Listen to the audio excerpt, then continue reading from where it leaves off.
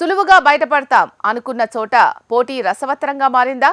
భయపడినట్టుగానే ఆ సామాజిక వర్గం ఓట్లు చీలిపోయాయా? గెలుపు అవకాశాలు ఉన్నా కూడా ఆ కుటుంబంలో ఆందోళన నెలకొందా? ఆ పార్లమెంట్ స్థానంలో గెలుపు ఎవరిని వరించనుంది? అసలు అక్కడ వినిపిస్తున్న టాక్ ఏంటి?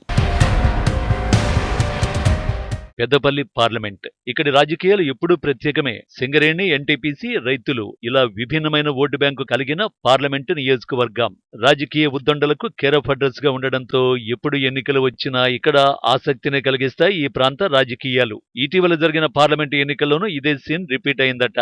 పెద్దపల్లి పార్లమెంటులో జరిగిన ఓటింగ్ సరళి ఎవరి అంచనాలకు అందకుండా అభ్యర్థుల్లో ఆందోళన రేకెత్తిస్తోందట.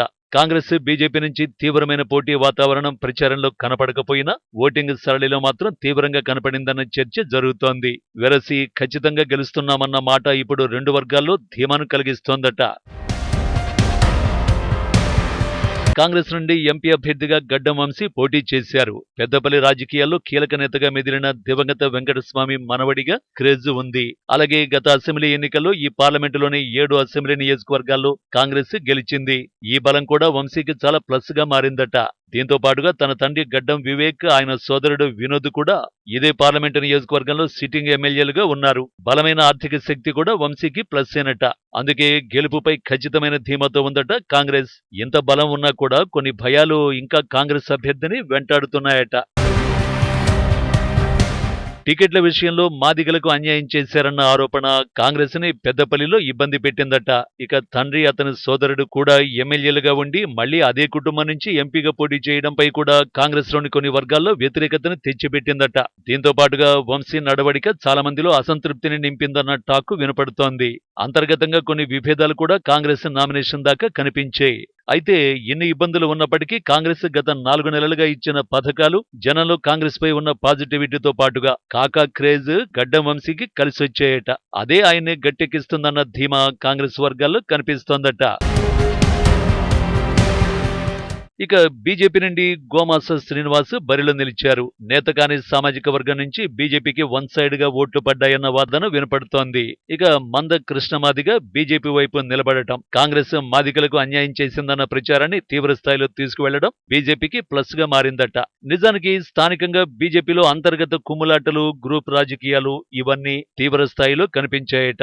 ప్రచారం కూడా ఇతర పార్టీలతో పోలిస్తే చాలా పలచగానే అనిపించిందట. పార్టీలో నాయకుల సహకారం లేకపోవడం, గ్రౌండ్ లెవెల్లో క్యాడర్ కి దిశానిర్దేశం ఇవ్వలేకపోవడం, సెకండ్ క్యాడర్ లో గ్రూప్ తగాదాలు ఇవన్నీ కూడా బీజేపీ అభ్యర్థికి మైనస్ గా మారాయట. అయితే ఇవన్నీ పక్కన పెట్టేలా బీజేపీ అభ్యర్థికి ఒక్కసారిగా మోడీ వేవ్ ప్రభావం తీవ్రంగా పనిచేసిందన్న టాక్ వినపడుతోంది. అభ్యర్థితో సంబంధం లేకుండా మోడీకి ఓట్లు వేస్తున్నామన్న మాట ఓటర్లలో వినపడడం బీజేపీకి బూస్టప్ ఇచ్చిందట. ఇలా మారుమూల పల్లెల్లోనూ కాంగ్రెస్ కి ధీటుగా బీజేపీకి ఓట్లు పడ్డాయన్న చర్చ జరుగుతోంది. ముఖ్యంగా యూత్ అంతా మోడీ వైపు ఓట్లు వేశారన్న ఆవేదన ఇతర పార్టీ అభ్యర్థులు కనిపిస్తోందట. ఇక బీఆర్ఎస్ నుంచి మాజీ మంత్రి కొప్పుల ఈశ్వర్ పోటీ చేశారు. తమకంటూ కొన్ని సీట్లు ఉంటాయనుకున్న బీఆర్ఎస్ మొదట పెద్దపల్లి పార్లమెంటుని కూడా తమ లెక్కల్లో వేసుకుంది. సింగరేణిలో మంచి గుర్తింపు ఉండడం, కార్మిక నాయకుడిగా మాజీ మంత్రిగా ప్రజల్లో పేరు ఉండడం బీఆర్ఎస్ కి ప్లస్ అనే చెప్పాలి.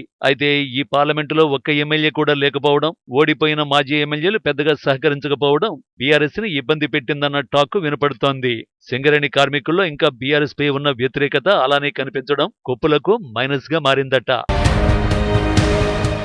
నిజానికి పెద్దపల్లి పార్లమెంటులో సింగరేణి ఉద్యోగుల ఓట్లు, కార్మికుల ఓట్లు కీలకంగా మారాయి. యువత, మహిళల ఓట్లు కూడా ఈసారి పెరిగాయి. ఈ ఓటు బ్యాంకు ఎవరి వైపు మొగ్గు చూపితే వారు పెద్దపల్లి బాద్షాగా నిలిచే అవకాశాలున్నాయని టాక్ వినిపిస్తోంది. ఏది ఏమైనా పెద్దపల్లి ఓటర్లు మరోసారి కాంగ్రెస్ కి జై కొట్టారా లేక మోడీ మేనియా పనిచేసిందా తెలియాలంటే జూన్ 4 వరకు వెయిట్ అండ్ వాచ్.